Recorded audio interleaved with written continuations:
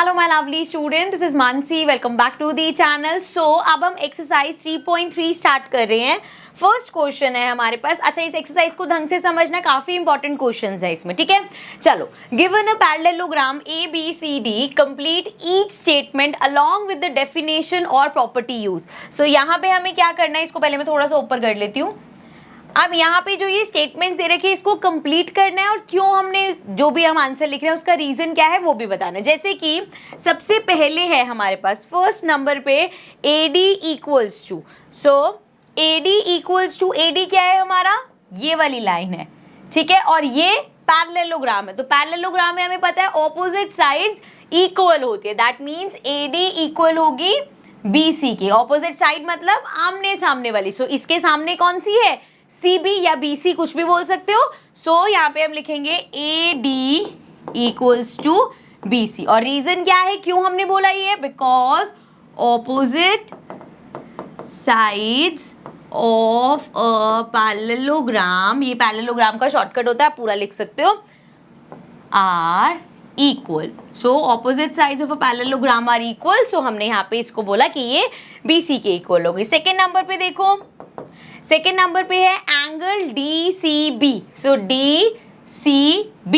कौन से एंगल की बात हो रही है, इसकी। देखो इस तरीके से कलर चेंज करके बताती हूँ मैं, DCB। सो ये वाला बीच वाला एंगल, किसी को भी एंगल में कंफ्यूजन तो नहीं है, हमेशा इस एंगल की, जो सेंटर में एंगल होता है उसकी बात हो रही होती है, ठीक है। सो DCB ये वाला एंगल इक्वल होगा किस एंगल की। नाउ अगेन पैरेललोग्राम में ऑपोजिट एंगल्स भी इक्वल होते हैं। सो इसके सामने कौन सा एंगल है, ये वाला एंगल, मतलब एंगल DAB। आप इसको DAB या BAD कैसे भी लिख सकते हो, दोनों में देखो A हमारा बीच में ही आ रहा है, तो आप इसको कैसे भी लिख सकते हो। So will write angle DCB हमारा इक्वल है एंगल DAB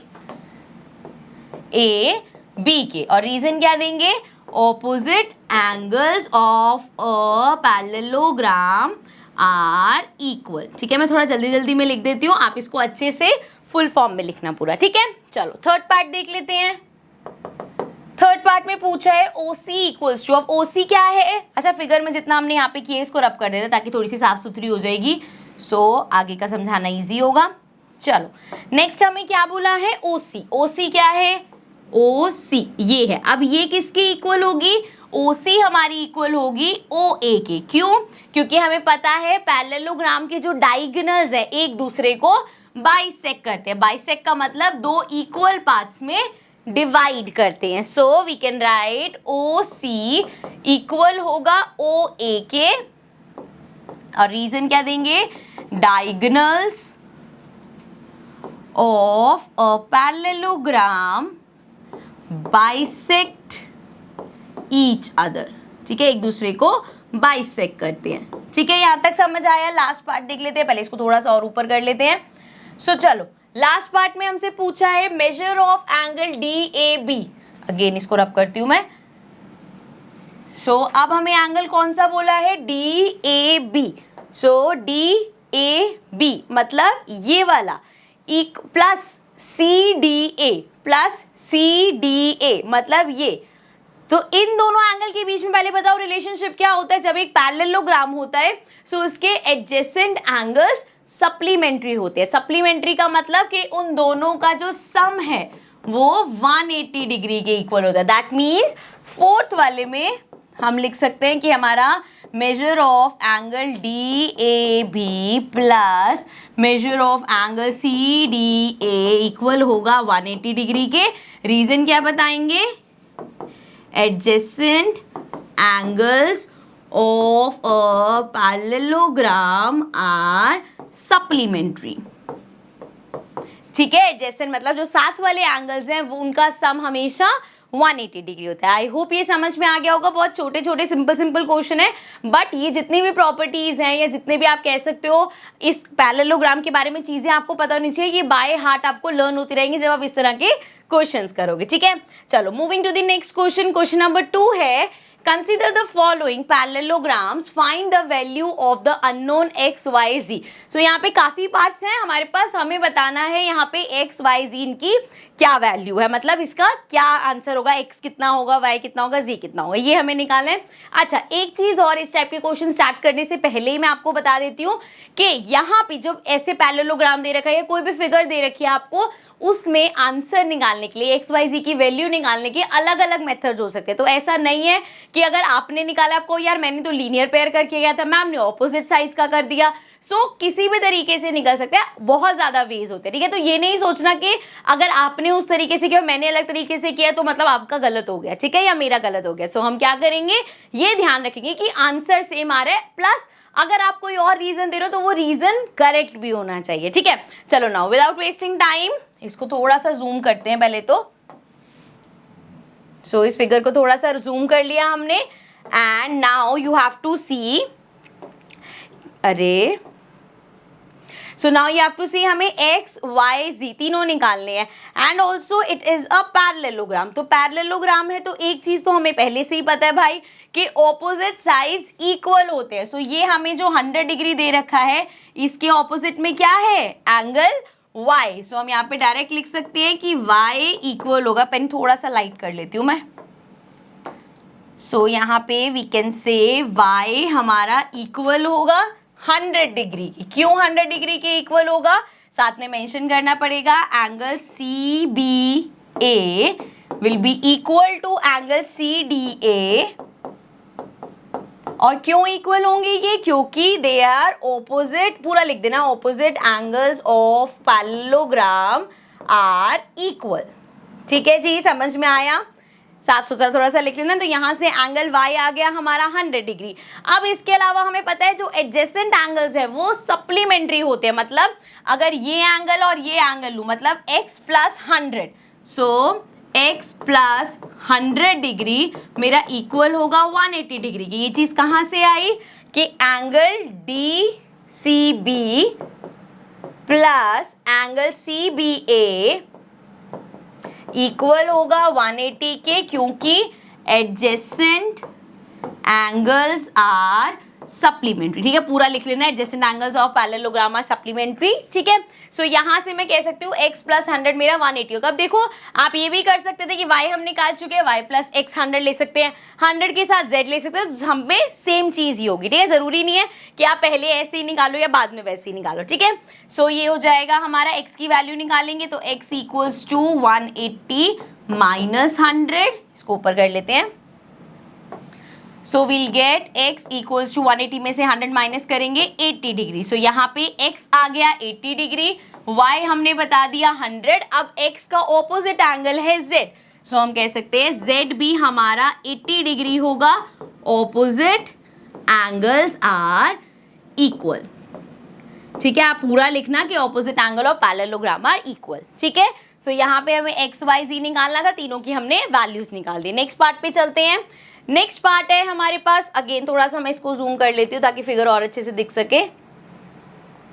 चलो जी, अब यहाँ पे अगेन एक्स वाई जी निकालना है हमें। तो देखो, अच्छा एक गलती मत करना कि जैसे ये 50 दे रखा है तो आप इसको यहाँ पे ऐसे करो और बोलो z 50 हो गया, नहीं, इसका ऑपोजिट एंगल, पैरेललोग्राम हमारा ये वाला है तो मतलब इसका ऑपोजिट एंगल यहाँ पे ये है। ठीक है, अब इसमें नेमिंग नहीं है, हम इसकी पहले नेमिंग कर लेते हैं। इसको हटाती हूँ मैं, नेमिंग इसलिए कर रही हूँ मैं ताकि लिखना आपके लिए इजी रहे। ठीक है ना, लेट्स कॉल दिस PQRS। ठीक है, और एक्सटीरियर एंगल वैसे तो जी से रिप्रेजेंट हो जाएगा, तो यहाँ पे नेमिंग करने की जरूरत नहीं है। अब देखो जरा, यहाँ पे I can say angle RSP equal होगा angle RQP, angle RQP। I know ऐसे नेमिंग लेने से कंफ्यूजिंग सा लगता है, बट देखो समझते हुए चलते हैं।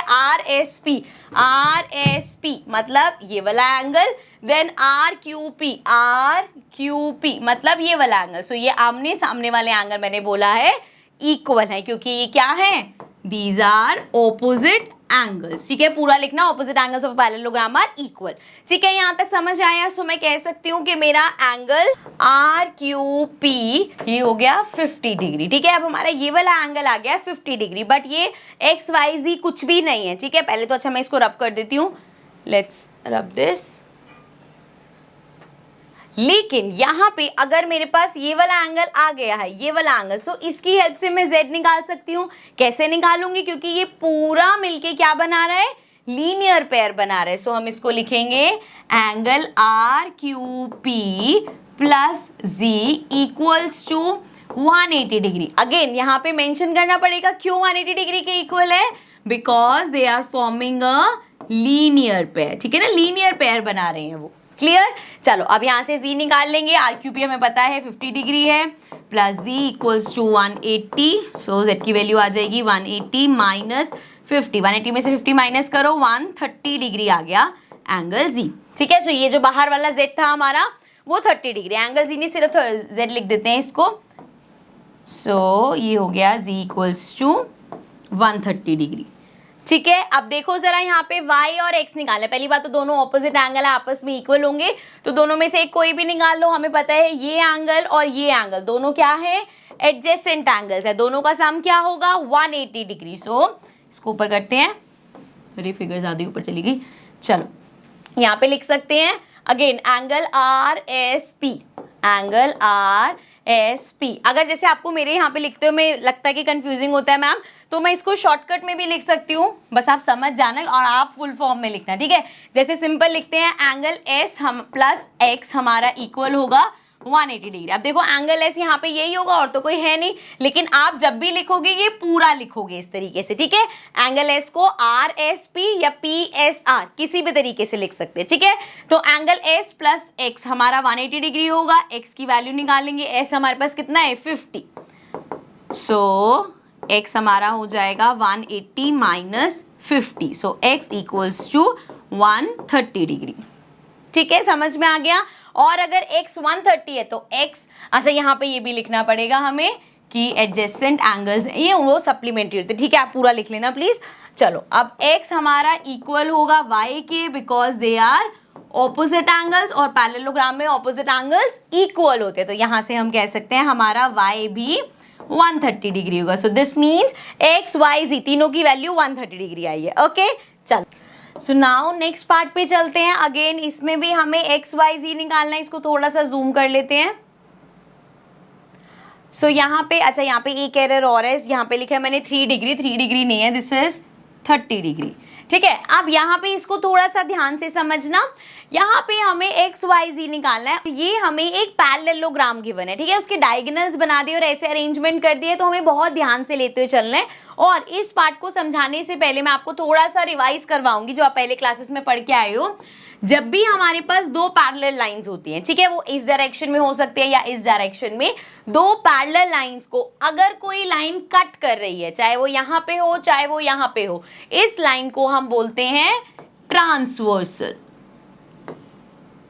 क्या बोलते हैं इसको हम, ट्रांसवर्सल। और इससे हमें दो चार चीजें मिलती हैं, वो दो चार चीजें क्या है कि ये वाला एंगल इस एंगल के इक्वल होगा, इसको हम बोलते हैं ऑल्टरनेट इंटीरियर एंगल। सेम इसी तरीके से ये वाला एंगल हमारा इस एंगल के इक्वल होगा, अगेन ऑल्टरनेट इंटीरियर एंगल। उसके बाद वी हैव ये जो हमारा एंगल है वो इस एंगल के इक्वल होगा। दीज आर कॉरेस्पॉन्डिंग एंगल्स, मतलब सेम पोजीशन पे है ये एंगल, सेम यही चीज, यहाँ वाला एंगल इसके इक्वल होगा, यहाँ नीचे वाला एंगल इसके इक्वल होगा, एंड और कौन सा बचा, ये वाला एंगल इसके इक्वल होगा, मतलब सेम पोजीशन पे जो है वो हमारे इक्वल होते हैं, कॉरेस्पॉन्डिंग एंगल्स बोलते हैं। इसके अलावा यहाँ पे देख लेते हैं, अगर एक एंगल यहाँ पे है और एक एंगल यहाँ पे है, सो वो इक्वल होगा, मतलब ये कौन से होते हैं, वर्टिकली ऑपोजिट। ये यहाँ पे भी हो सकते हैं, एक एंगल यहाँ एक एंगल यहाँ, these are vertically opposite angles, ठीक है, वो किसी भी दो इंटरसेक्टिंग लाइन के बीच में हमारे वर्टिकली ऑपोजिट एंगल्स हमेशा इक्वल होते हैं, ठीक है। I hope this is clear, यहां तक समझ में आ गया होगा। आगे बढ़ते हैं। सो इसको कर लेते हैं अब रब, ठीक है, यहां से सारे हटा देती हूं मैं। 30 डिग्री जो लिखा था उसको फिर से 30 डिग्री कर देते हैं, ये हमारा 30 डिग्री है। चलो अब यहाँ पे समझते हुए चलो हमारे पास क्या क्या चीजें हैं। अगेन इसको करने के काफी मेथड हो सकते हैं, तो आप कुछ भी कर सकते हो। यहाँ पे देखो ये जो बना हुआ है, अगर कभी भी हमारा इस तरीके से स्क्वायर सा बना होता है, दैट मीन्स वो क्या रिप्रेजेंट कर रहा है कि ये एंगल 90 डिग्री का है। अब ये एंगल और ये क्या है एंगल्स, आपस में वर्टिकली ऑपोजिट एंगल है, तो हम सिंपल लिख सकते हैं x इक्वल्स टू होगा 90 degree, why because of vertically opposite angles. ठीक है, वर्टिकली ऑपोजिट एंगल है, इसके सामने वाला एंगल 90 डिग्री का है, तो x भी 90 डिग्री होगा। तो ये हमारे पास हो गया। नेक्स्ट हमारे पास है, अगर हम यहाँ पे देखें, सो क्योंकि ये पैरेललोग्राम है, ये और ये हमारी पैरेलल है, ये और ये पैरेलल है, तो उस हिसाब से अगर हम इसको एज अ ट्रांसवर्सल देखें, सो हमारा ये एंगल और ये एंगल, थोड़ा अच्छे से समझाती हूँ मैं, ये और ये हमारी दो पैरेलल है, मतलब मैं इसकी और इसकी बात कर रही हूँ, एंड देन इसके ऊपर एक ट्रांसवर्सल गई है, ये वाली। ठीक है, तो ये जो एंगल बना है और ये जो एंगल बना है, ये आपस में कौन से एंगल्स हो गए, alternate interior angle, which means इसको रब कर देते हैं, यहां से रब करती हूं मैं ताकि ये कंफ्यूजिंग सा ना रहे। ठीक है, 30 डिग्री समझ जाना यार, ये बार बार बीच में आ रहा है। चलो सो एक बार फिर से एक्सप्लेन करती हूं मैं। यहाँ पे ये वाली मेरी लाइन पैरेलल है इस लाइन के, ठीक है, इसमें कोई डाउट नहीं है। ये एक ट्रांसवर्सल आ गई, तो एंगल y और एंगल z हमारे इक्वल होंगे। सो यहाँ पे पहले तो हम यही लिख देते हैं कि y इक्वल होगा z के, because they are alternate interior angle. ठीक है, मैं बहुत शॉर्ट फॉर्म्स में लिख रही हूँ, आप प्लीज पूरा पूरा लिखना। ऑल्टरनेट इंटीरियर एंगल है, बट द थिंग इज हमें ना y की वैल्यू पता है ना z की वैल्यू पता है, बट हम निकाल सकते हैं। कैसे, देखो जरा, बड़ा ही सिंपल सा चीज है। यहाँ पे हमारा एक ट्राइंगल बन रहा है, ये अगर हम देखेंगे, so we have a triangle है, जिसमें से ये एंगल 30 डिग्री हमें पता है, ये 90 डिग्री है हमें पता है। क्या हम एंगल y निकाल सकते हैं? बिल्कुल निकाल सकते हैं। कैसे? By angle sum property. So we can write angle x plus angle y plus 30 degree, ये तीनों मिलके इक्वल होंगे 180 डिग्री के, y because of angle sum property.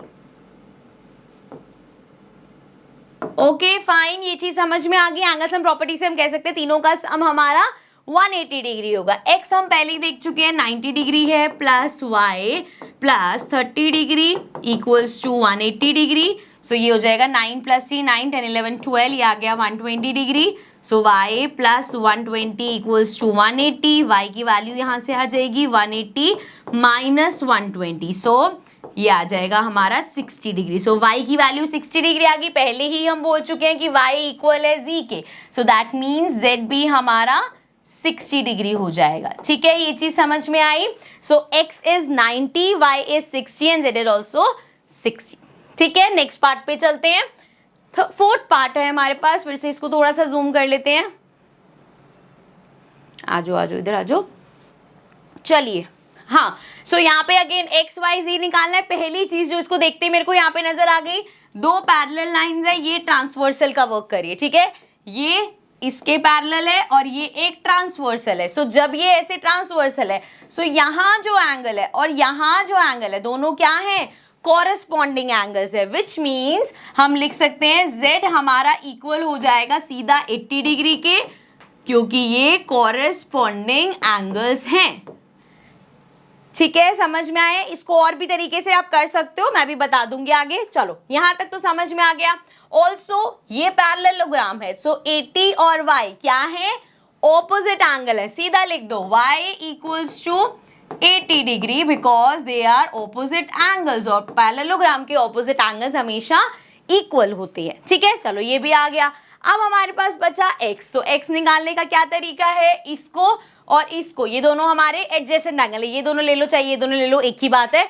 सो ये हमारे एडजेसेंट एंगल्स है, सो हम लिख सकते हैं x प्लस 80 डिग्री इक्वल है 180 के। क्यों? Because adjacent angles are supplementary.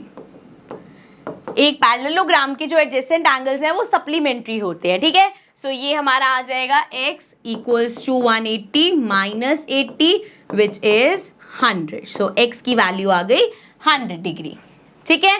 अच्छा, अब इन सब में जो एक रख सकते हैं कि मैम ये हमें z नहीं एकदम से कॉरेस्पॉन्डिंग दिमाग में नहीं आया.